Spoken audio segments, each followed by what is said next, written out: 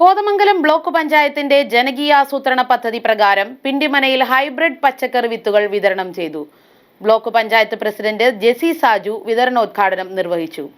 ജനപ്രതിനിധികളും കർഷകരും കുടുംബശ്രീ അംഗങ്ങളും ചടങ്ങിൽ പങ്കെടുത്തു.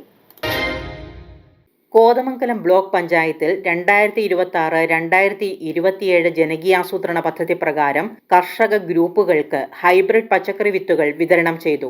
ശനിയാഴ്ച രാവിലെ പിണ്ടിമന കൃഷിഭവൻ ഹാളിൽ ബ്ലോക്ക് പഞ്ചായത്ത് പ്രസിഡന്റ് ജെസ്സി സാജു വിതരണോദ്ഘാടനം നിർവഹിച്ചു. 27 സാമ്പത്തിക വർഷത്തിൽ രണ്ടാമത്തെ പ്രോജക്റ്റിന്റെ ഉദ്ഘാടനം ബ്ലോക്ക് തലത്തിൽ നടത്തി.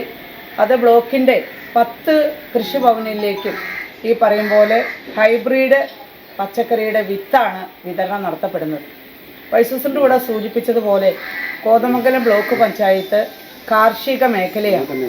അതുകൊണ്ട് കർഷകർക്ക് മുൻതൂക്കം കൊടുത്തുകൊണ്ടുള്ള പദ്ധതികളാണ് ബ്ലോക്ക് പഞ്ചായത്ത് കൂടുതലാക്കി മുമ്പോട്ട് പോകുന്നത്.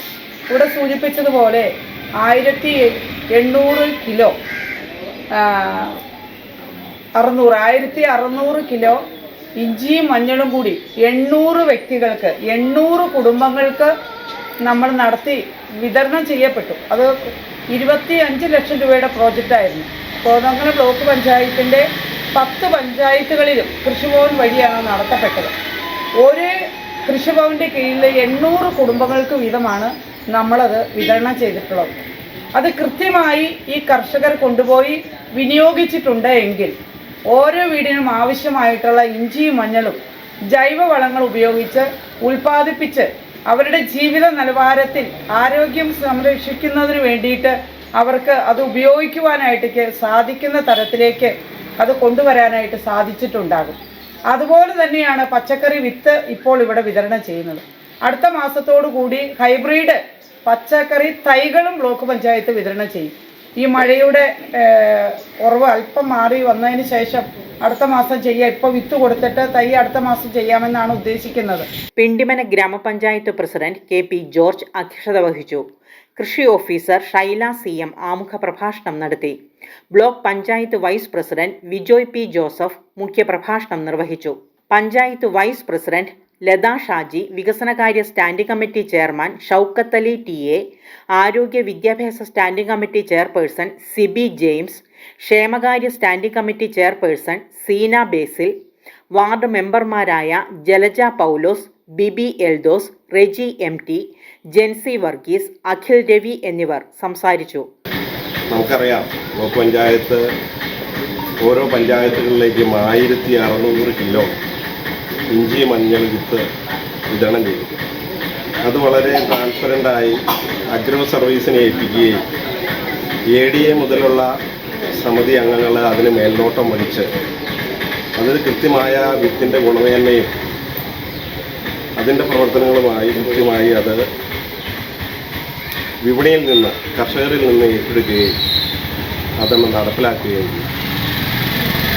അതിൻ്റെ കാരണം നമ്മൾ ചെയ്യുന്ന കാര്യങ്ങളെല്ലാം സുതാര്യമാവണമെന്നും അത് കൃത്യമായി അതിന് നടപടിക്രമങ്ങൾ പൂർത്തീകരിച്ച് തന്നെയാണ് നമ്മൾ ഓരോ പ്രവർത്തനങ്ങളുമായി മുന്നോട്ട് പോകുന്നത്. കർഷകർക്ക് പ്രാധാന്യം നൽകി നമ്മൾ ഓരോ പദ്ധതികൾ വിഭാവനം ചെയ്യുമ്പോൾ നമ്മൾ ഏറ്റവും ശ്രദ്ധിക്കേണ്ട കാര്യങ്ങൾ അത് കർഷകരുടെ നന്മയ്ക്ക് വേണ്ടിയിട്ടാണ്. അതിനകത്ത് രാഷ്ട്രീയം കലർന്നിട്ടില്ല എന്ന് നമ്മൾ മനസ്സിലാക്കണം. ഇപ്പോൾ ഈ വിത്ത് തന്നെ ഹൈബ്രിഡ് വിത്താണ്. അതായത് ഞാൻ കഴിഞ്ഞ പ്രാവശ്യം ഒരു സ്ഥലത്ത് മേടിച്ചു കൊണ്ടുപോയിട്ട് ഞാൻ സ്വയം ചിന്തിച്ചിട്ടുണ്ട്, മുളകിന് ഭ്രാന്ത് പിടിക്കുന്നു. അതേമാതിരിയാണ് മുളക് ഉണ്ടാകുന്നത്. ഉണ്ടെങ്കിൽ നട്ടു കഴിഞ്ഞാൽ അതേമാതിരി ഉണ്ടാവുന്നത്. അപ്പോൾ എനിക്കിങ്ങനെ ചെറിയ ക്രൈസൊക്കെ ഉണ്ട് അവിടെ എവിടെയൊക്കെ ഇങ്ങനെ കുതികുറിച്ചിട്ടുണ്ട്. അപ്പോൾ ഞങ്ങളിങ്ങനെ ബ്ലോക്ക് പഞ്ചായത്തിൽ നിന്ന് ആലോചിക്കുമ്പോൾ ഞാൻ പ്രസിഡന്റിനോട് പറയാറുണ്ട്, നമുക്ക് കൃഷിക്ക് ഇച്ചിരി കൂടുതൽ പ്രാധാന്യം കൊടുക്കണമെന്ന്.